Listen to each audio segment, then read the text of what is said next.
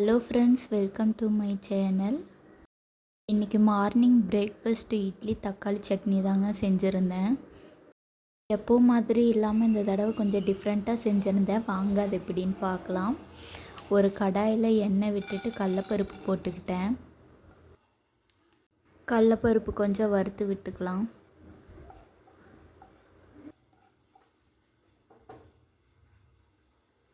கடலப்பருப்பு வறுபட்டதும் நான் கருப்பு உளுந்து சேர்த்திக்கிறேன். வெள்ளை உளுந்து சேர்த்திக்கலாம். நான் அதிகமாக இப்போ கருப்பு உளுந்து தான் என்னோடய குக்கிங்கில் நான் சேர்த்திக்கிட்டு இருக்கேன். 3 வரமிளகா போட்டுக்கலாம்.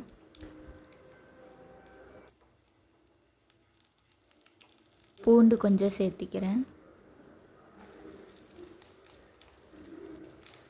அப்புறம் வெங்காயம் கட் பண்ணி வச்சுருக்கேன், அதையும் சேர்த்திக்கிறேன்.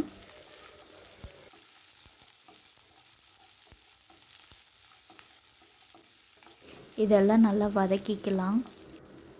நல்லா வதங்கினதுக்கப்புறம் தக்காளி கொஞ்சம் சேர்த்திக்கிறேன். நல்லா வதக்கி விட்டுட்டு நான் தேவையான அளவு கல்லுப்பு சேர்த்திக்கிறேன். கல்லுப்பு சேர்த்திட்டு நல்லா வதக்கி விட்டுக்கலாம்.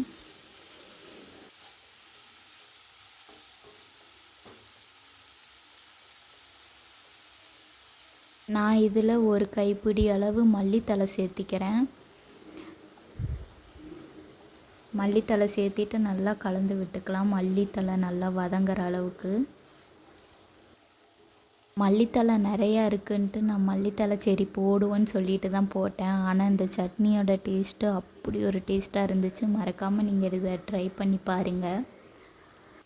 இதெல்லாம் நல்லா வதங்கிருச்சு. நான் தேங்காய் கொஞ்சம் சேர்த்திக்கிறேன். இதில் கடைசியாக தேங்காய் சேர்த்திட்டு நல்லா வதக்கி விட்டுக்கிறேன்.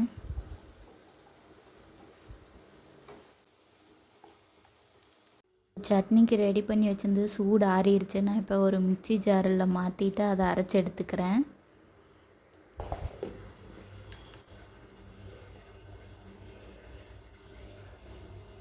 அரைச்சி எடுத்துட்டாங்க. இந்த தக்காளி சட்னி ரெடி ஆயிடுச்சு. நான் இதுக்கு இட்லி தான் செஞ்சுருந்தேன் எங்கள் வீட்டில். மறக்காமல் இந்த டிஷ்ஷை ட்ரை பண்ணி பாருங்கள். டேஸ்ட்டு ரொம்பவே நல்லா இருக்குது. இந்த வீடியோ உங்களுக்கு பிடிச்சிருந்தா லைக் பண்ணிக்கோங்க.